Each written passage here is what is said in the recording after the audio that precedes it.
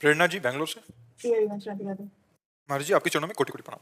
महाराज जी, यदि कोई आपकी कृपा से मांस नहीं खाता, मदिरा का सेवन नहीं करता, व्यभिचार नहीं करता, चरित्र पावन रखता है, नाम जब जितना हो पूरा दिन वही करता है, तो भक्त को कैसे पता चले कि आप श्री जी के दर्शन दूर नहीं, जीते जी श्री जी के दर्शन शीघ्र अति शीघ्र पाने? जब हम भोजन पाते हैं और हमारा पेट भरने लगता है तो हम किसी मशीन से पूछते हैं या व्यक्ति से पूछते हैं कि भाई वो मशीन घंटी का अलार्म बज जाएगा, या भाई कोई अपने को महसूस होता है? नहीं महसूस होता। मैं अब आधा पेट हुआ हूं, मैं अब पूरा पेट हुआ। मीरा जी कहती जाने मोरी छाती। आपका हृदय उत्तर दे देगा कि हमारा काम हो गया, आपका हृदय। और हम पहचान बताए देते हैं भगवान के वचनों से। निर्माण अमोहा जित संग दोषा अध्यात्म नित्या विनिवृत्त कामा द्वंद्वैर विमुक्ता सुख दुख संगई। जब ये स्थिति आने लगे तो समझ लो परम पद में हम आरूढ़ होने जा रहे हैं। भगवत साक्षात्कार। मान रहित हो जाना। निर्माण मान रहे। मान अच्छा नहीं, कोई प्रणाम नमस्कार कर रहा है हम उसको भाव से प्रणाम करें। अपने को ना माने श्रेष्ठ कि हम श्रेष्ठ हैं, हमें प्रणाम कर रहा है, ये वृत्ति आ जाएगी, अमानी वृत्ति आ जाएगी। सब ही मान प्रद आप अमानी। आप अमानी रहकर सबको मान देगा, जैसे अमानी ना मान दे। तो भगवान ने सबसे पहले रखा है निर्माण, मान रहित होना। अमोहा, किसी से मोह नहीं रह जाएगा। प्रेम सबसे होगा भगवत भाव से, लेकिन मोह कहीं नहीं रहेगा। मोह का नाश हो जाएगा। मोह गए बिनु राम पद होई न दृढ़ अनुराग। मोह मूल बहु शूल प्रत्याग उत्तम अभिमान। मोह बहुत खतरनाक है, तो भगवान के भजन से मोह का नाश। अमोहा। और जित संग दोषा, कोई भी भोग नजदीक हो, भोगने की इच्छा नहीं रहेगी।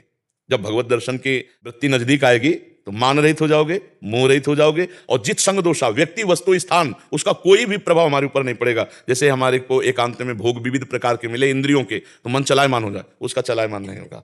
जैसे भुने हुए चने पर कभी अंकुरण नहीं होता, ऐसा होता है भगवत साक्षात्कार किया हुआ महापुरुष या भगवत साक्षात्कार जिसका होने वाला है।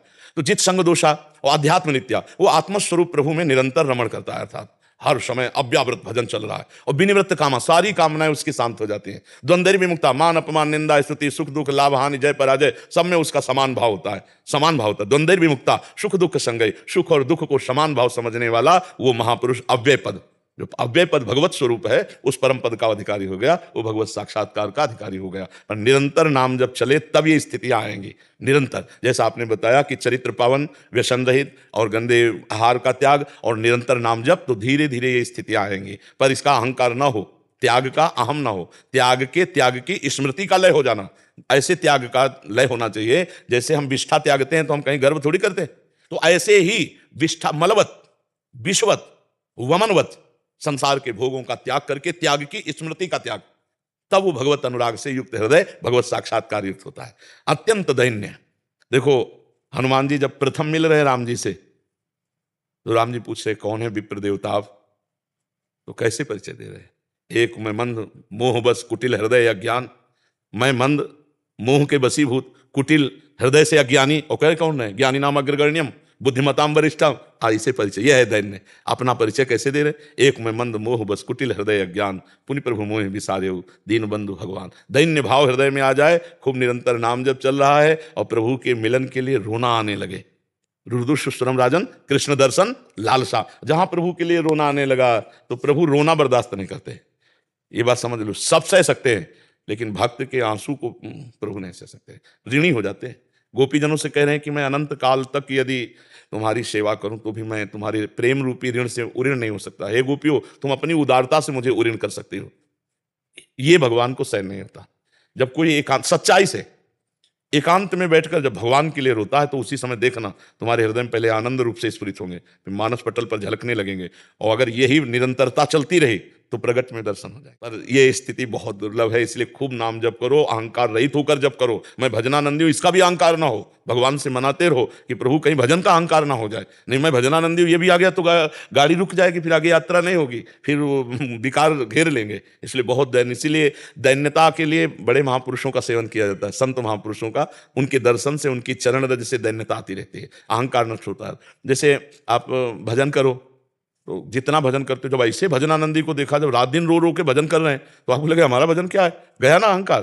तो हाँ, तो हम जब बड़े संतों के दर्शन करते हैं तो हमारे हृदय का अहंकार नष्ट हो जाता है। इनकी तपस्या, इनका रात दिन प्रभु के लिए जीवन अर्पित करना, हम तो नाना प्रकार के भोगों में फंसे हुए हैं, तो वो दैन्य आ जाता है, अहंकार न। जब हम नीचे देखते हैं फिर हमको अहंकार आता है। तो हमें नीचे के जनों में भगवत भाव रखना चाहिए और बड़े महापुरुषों का संग करना चाहिए। महापुरुषों के संग से अहंकार नष्ट हो जाता है, दैन्य आ जाता है, और महापुरुषों के संग से भगवत प्राप्ति की लालसा भी जागृत होती है, भजन बढ़ता है, भजन की रुचि भी जागृत होती है। संत समागम ये दुर्लभ वस्तु, संत समागम हरि कथा तुलसी दुर्लभ तो अब लाभ मिल रहा है तो जीवन को बढ़ा ले चलो प्रभु की तरफ।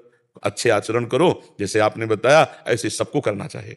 ये मांस मदिरा ये सब गंदी चीजें हृदय को अपवित्र, शरीर को नष्ट कर दे, धन नष्ट हो जाए, सब इसमें खराबी खराबी है यार। दूसरे के शरीर को काट करके लोग खाते, कैसे हृदय वाले हमारे, तो यही समझ में नहीं आता।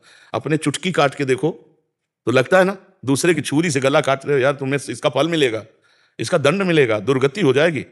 ये दंड जैसे नहीं, पैर बांध दिए पशु के, जिंदा उल्टा टांग दिए, भूंज रहे हैं और फिर इसके बाद खा रहे हैं, फिर उन्हीं की गाड़ी में आग लगेगी और जिंदा वैसे ही भूनेंगे गाड़ी के अंदर। फिर वहां लोग कहते हैं बेचारे, ये बेचारे इस जन्म में नहीं तो किसी जन्म में ऐसा किया है, उसका फल उनको मिल रहा है। अवश्य में भोक्तव्यम कृतम कर्म शुभाशुभम, अवश्य भोगना पड़ेगा। भीष्म जैसे महापुरुष को भी 6 महीने बाणों की सैया में पीछे के कर्म को भोगना पड़ा। इसलिए गंदे कर्म मत करो, अच्छे कर्म करो, भगवान का नाम जप करो। अगर अभी दर्शन नहीं हुए तो शरीर छूटने के बाद भगवान मिल जाएंगे। जो अच्छा कर्म करता है भगवान उसको अपने नित्य धाम में विराजमान करते हैं।